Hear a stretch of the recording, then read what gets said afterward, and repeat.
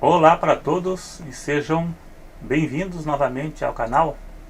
Eu vou voltar novamente com aquele quadro que eu fazia de responder aos domingos algumas perguntas de pessoas que me fizeram durante a semana.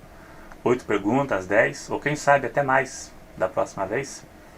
Eu tinha começado e depois parei porque acabei não conseguindo elaborar durante a semana, né, separar algumas perguntas e fazer um esboço ali para preparar, né, para responder a essas perguntas. Então agora eu vou recomeçar e vou me esforçar, né, para dar conta do recado.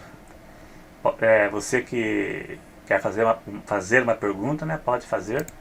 O nome da pessoa não será divulgado e nem a foto da pessoa também, caso tenha, porque não há necessidade. Vou responder 8 perguntas. A primeira pergunta é: quem não dá o dízimo rouba a Deus? Esses tempos eu tenho respondido muitas pessoas que me fizeram perguntas acerca do dízimo, que eu até tenho alguns vídeos recentes acerca disto. Em Malaquias 3,9 diz que quem não dá o dízimo rouba a Deus. Temos que separar o que é antes da lei, o que é da lei e o que é da graça. E isso se refere ao povo de Israel.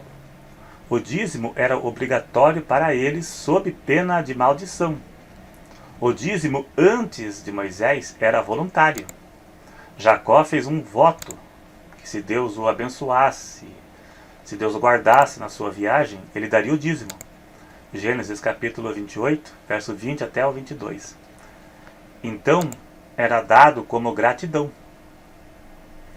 Na lei de Moisés passou a ser obrigatório.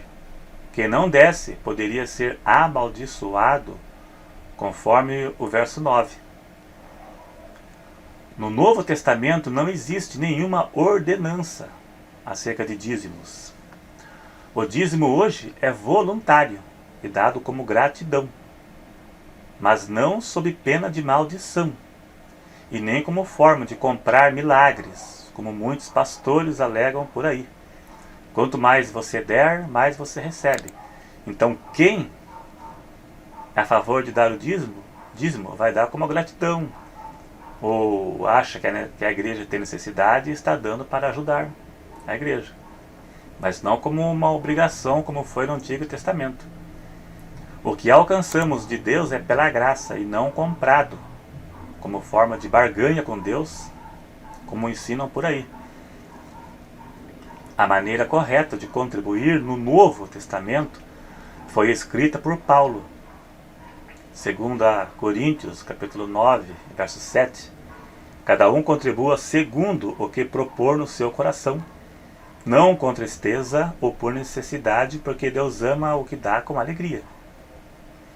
A oferta hoje deve ser proporcional ao nosso ganho. Não deve ser tirado do nosso sustento. Não existe maldição para quem não dar, mas quem dá pode ser recompensado por Deus. E quem pode dar e não dá a contribuição, quem não dá uma contribuição está em falta com Deus. Quem não contribui, quem pode contribuir. Não me refiro a dízimo exatamente, mas contribuição voluntária.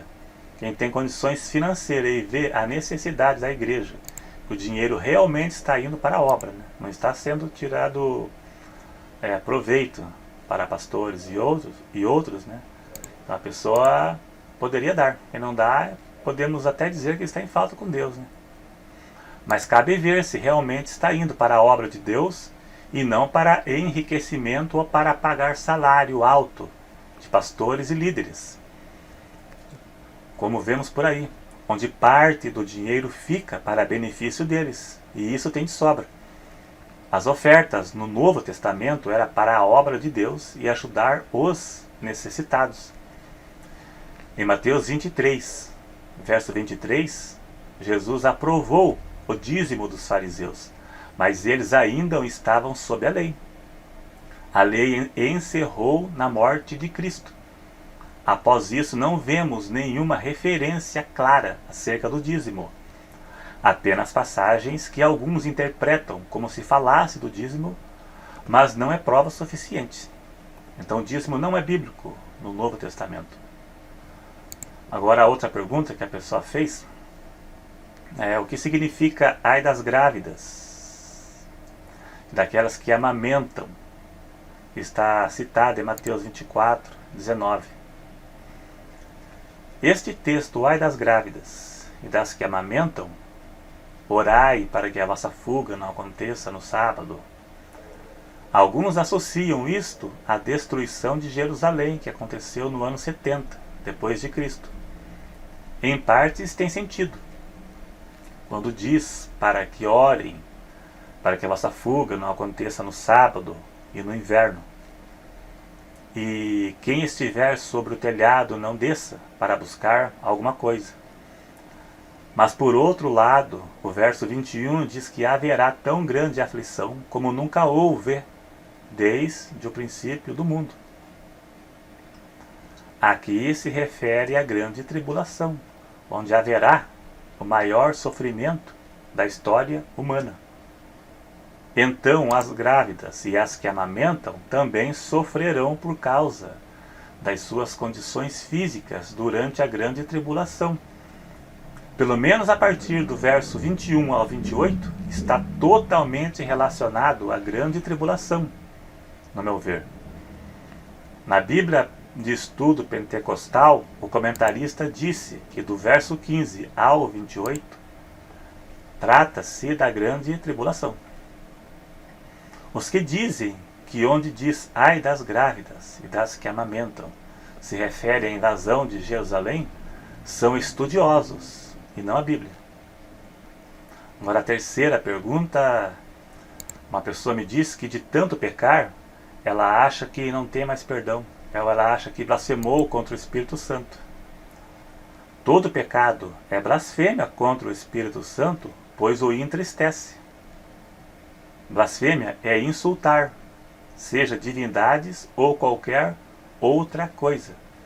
Atos capítulo 5, verso 3, Pedro disse para Ananias: porque mentiu ao Espírito Santo.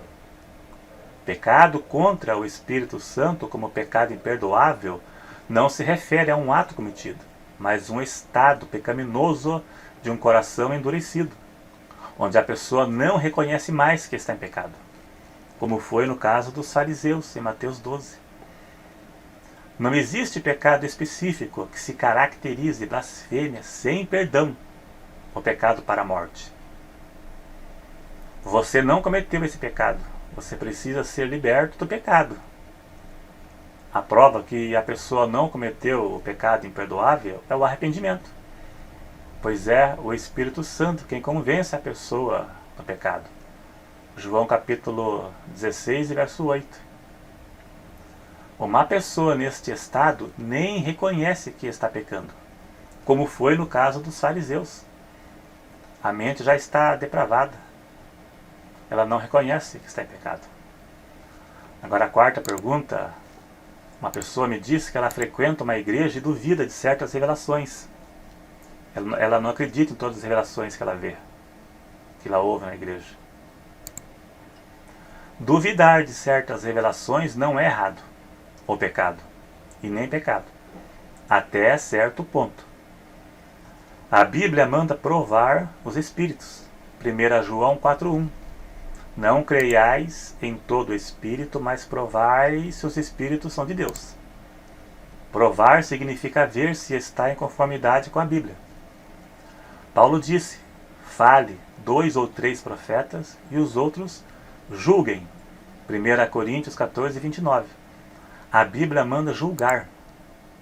Agora cabe ver se a pessoa tem conhecimento suficiente para julgar. Se duvidar de certas revelações que realmente venham de Deus, a pessoa não será condenada por isto, se não for de forma consciente ou abusiva, mas serve de atrapalho para a pessoa e pode impedir de Deus abençoar essa pessoa, devido à sua incredulidade. Certas revelações, o correto é deixar para Deus, pois certas questões é difícil de entender. Eu já frequentei igrejas que revelam e vi algumas revelações, algumas que ficou um ponto de interrogação. Mas também já recebemos bênçãos confirmadas por revelação. A pessoa deve ir à igreja para cultuar a Deus. Alguns vão em algumas igrejas por aí, daquelas que revelam no final do culto, com a intenção de serem reveladas. Se Deus tiver que falar algo por intermédio dos dons, Ele vai falar ou fazer, mas não deve ir à igreja com essa intenção, como se tudo que Deus fosse fazer tivesse que ser confirmado. A verdadeira revelação de Deus ao homem é a Bíblia. Nela contém as promessas dele para a sua vida. Mesmo que tal profecia ou revelação venha de Deus, ela estará sujeita a erros e misturas humanas, pois é algo entregue por alguém. A pessoa pode pôr opiniões e palavras suas no meio, e as pessoas podem pensar que faz parte da revelação e causar problemas. Pois é isso mesmo, eu já vi coisas semelhantes ao longo do tempo. Eu já vi coisas assim. Vamos então à quinta pergunta. Satanás é onisciente? A onipresença, a onipotência e a onisciência são atributos exclusivos de Deus. Só Deus pode estar em todo lugar ao mesmo tempo. Pode todas as coisas e sabe todas as coisas. O diabo é limitado. Deus não iria criar um ser semelhante a ele. Só Deus conhece o coração do homem. 1 Reis 8:39. O diabo disse para Deus que estava rodeando a terra e passeando por ela. Se ele fosse onipresente, não precisaria fazer isto. Deus está no céu e vê tudo ao mesmo tempo. O diabo precisa ir para ver. Veja em 1 Pedro 5,8 diz que o diabo, vosso adversário, anda em derredor, bramando como leão. Anda em derredor. Então veja que diz, buscando, rodeando. Ele trabalha com seus informantes, que são os demônios. Isso prova não ter os três atributos. Se ele fosse onisciente, de um único lugar saberia de tudo, veria tudo e estaria ciente de tudo, e ciente do mundo inteiro.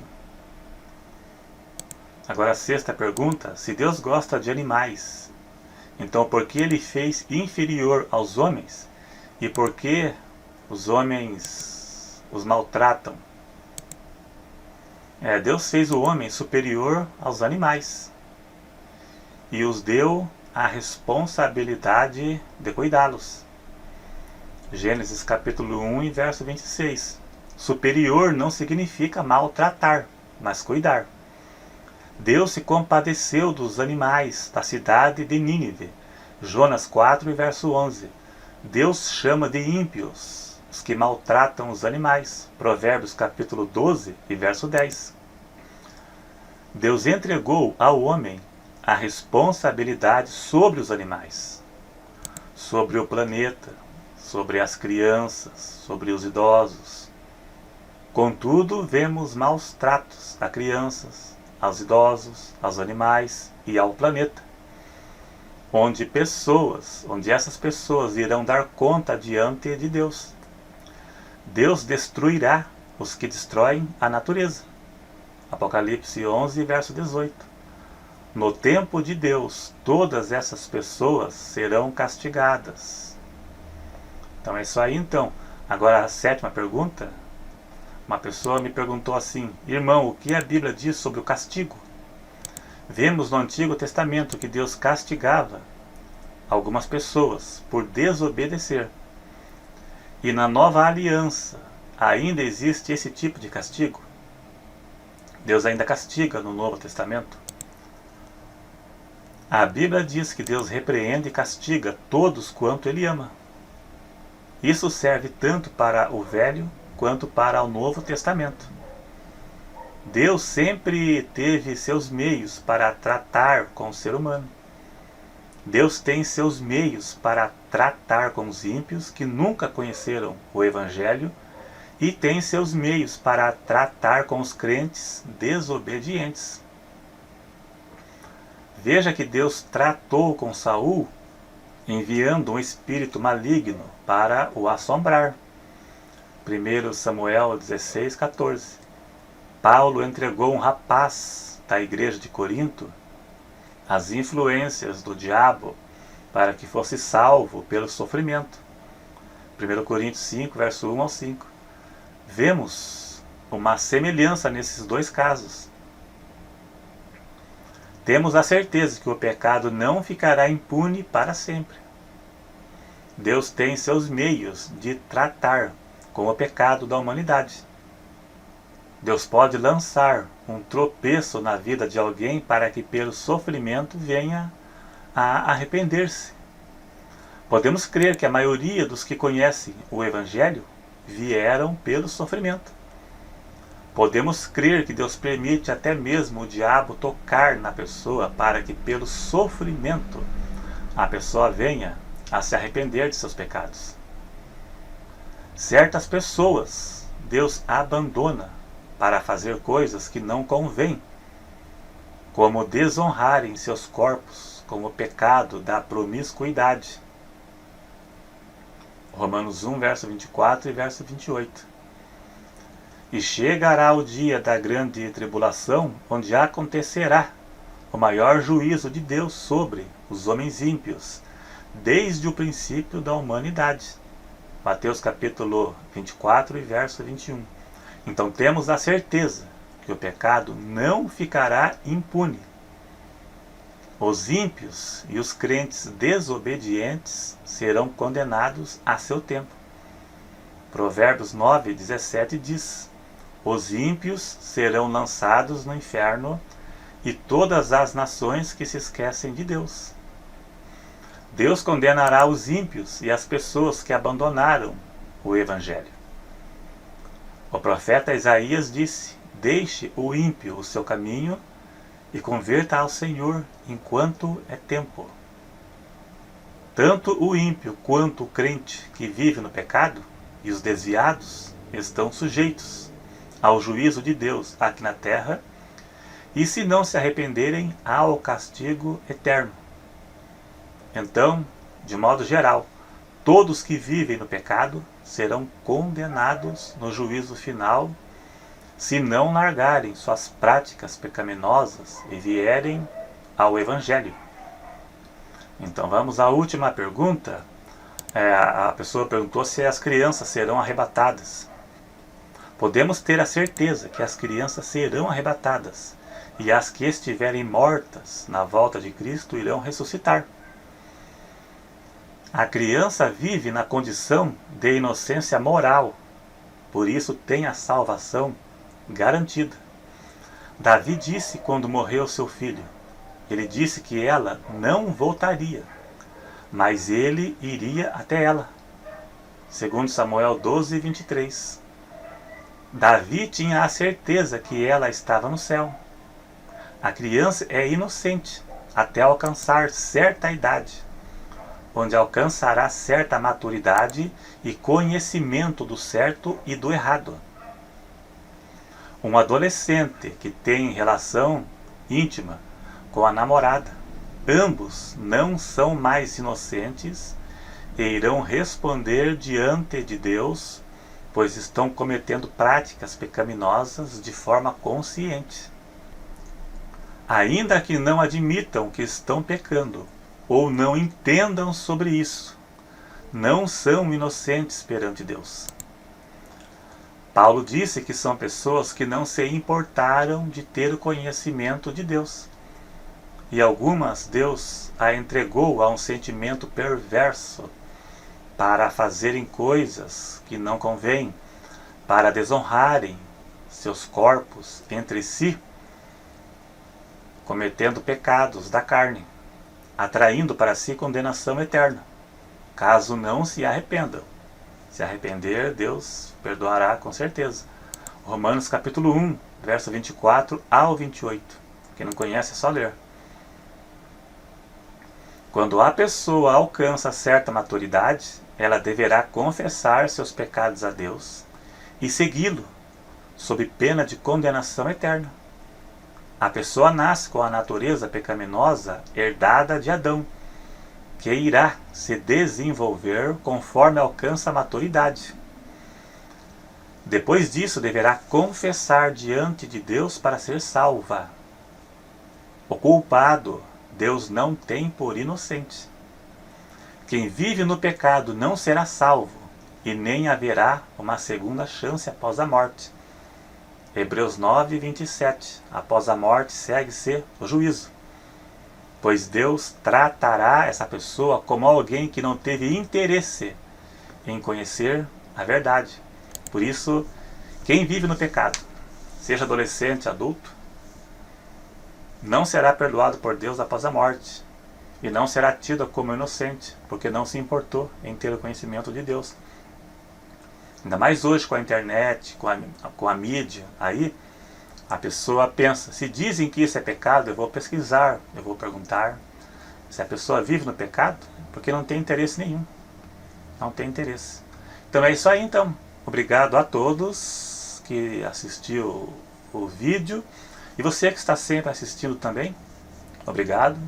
E você que está vendo pela primeira vez, se inscreva no canal e acompanhe os vídeos que eu posto pelo menos 3 por semana. Então é isso aí, clique em gostei para ajudar a divulgar o vídeo e até o próximo.